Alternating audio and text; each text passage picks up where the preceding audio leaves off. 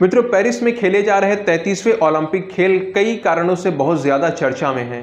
पहला कारण तो है खेलों पर मंडरा रहा आतंकी खतरा, जिसके लिए कठोर सुरक्षा व्यवस्था की गई है, लेकिन फिर भी पेरिस के रेल नेटवर्क को ध्वस्त करने का प्रयास किया जा चुका है। दूसरा कारण है पेरिस ओलंपिक खेलों की ओपनिंग सेरेमनी। ओलंपिक के उद्घाटन समारोह में जिस तरह से जीसस क्राइस्ट यानी ईसा मसीह का अपमान किया गया, वो चर्चा का विषय बन गया है। खेल आयोजकों की बहुत ज्यादा आलोचना हो रही है।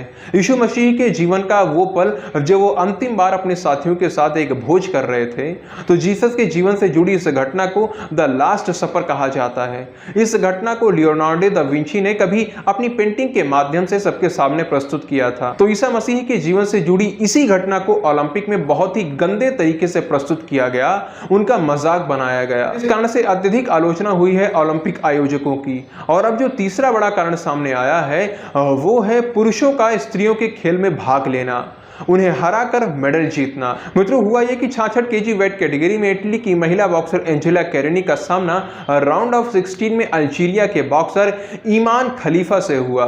यह ईमान खलीफा खुद को एक महिला बताते हैं और महिलाओं की बॉक्सिंग प्रतियोगिता में भाग ले रहे हैं। तो जब इन दोनों के बीच मुकाबला हुआ तो एंजेला कैरेनी ने मात्र 46 सेकेंड्स में मुकाबला छोड़ दिया।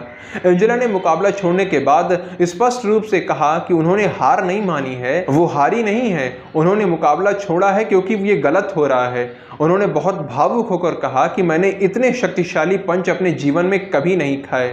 इसके बाद से सोशल मीडिया पर एंजेला कैरेनी के समर्थन में काफी सारे लोग आ गए हैं कि आई स्टैंड विद एंजेला कैरेनी, ये ट्रेंड कर रहा है। लोगों ने पेरिस ओलंपिक्स की काफी आलोचना की है कि आखिर पुरुषों को महिलाओं के खेल में खेलने की छूट दी कैसे जा सकती है, आखिर महिलाओं के खेल में पुरुषों का क्या काम। ट्विटर और टेस्ला जैसी कंपनियों के मालिक, विश्व के टॉप 10 धनी व्यक्तियों में सम्मिलित एलॉन मस्क ने भी एंजेला कैरेनी का समर्थन किया है। मित्रों, अल्जीरिया के बॉक्सर ईमान खलीफ को ट्रांसजेंडर माना जाता है।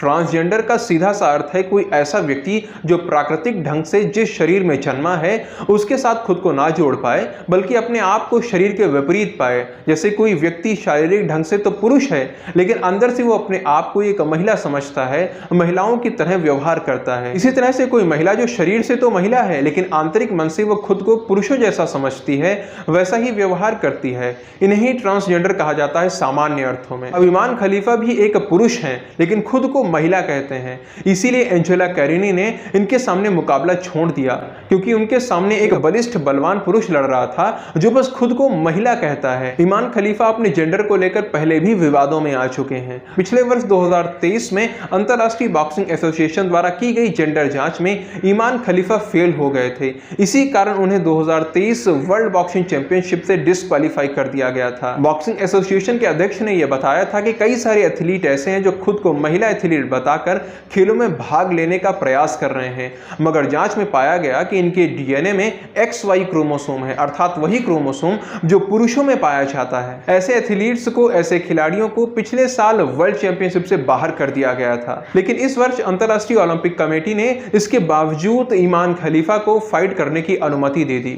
मित्रों, कोई ऐसा व्यक्ति जिसका शरीर पुरुष का है, जिसका शारीरिक बल पुरुषों के जैसा है, लेकिन क्योंकि वो खुद को महिला बताता है, महिलाओं जैसे कपड़े पहनता है, महिलाओं जैसा व्यवहार करता है, या फिर सेक्स चेंज ऑपरेशन करवा लेता है, तो क्या ऐसे व्यक्ति को महिलाओं के साथ लड़ने का अधिकार दिया जा सकता है, बस केवल इस आधार पर कि वो खुद को महिला समझता है? यह लगता है कि यह महिलाओं के साथ अन्याय है। ऐसी लड़ाइयों में तो ट्रांसजेंडर व्यक्ति हमेशा ही जीतेगा, फिर भले ही आप उसकी जीत पर तालियां बजाकर कहे कि आज तो सारे रिकॉर्ड्स टूट गए, 46 सेकंड्स में ही विजय मिल गई। यदि ट्रांसजेंडर व्यक्ति को खेल में सम्मिलित किया जाता है तो उसके लिए अलग कैटेगरी होनी चाहिए। ट्रांसजेंडर व्यक्ति के सामने ट्रांसजेंडर व्यक्ति ही लड़ेगा, या फिर उन्हें पुरुषों के खेल में भेज दीजिए, लेकिन महिलाओं के साथ अन्याय नहीं होना चाहिए, ये गलत है। बाकी मित्रों, इस पूरे विषय को आप किस तरह देखते हैं, आपके मन में क्या विचार है? जो भी आपके मन में विचार है, यदि आप मुझसे विपरीत भी विचार रखते हैं तो भी आप कमेंट सेक्शन में लिखकर बता सकते हैं।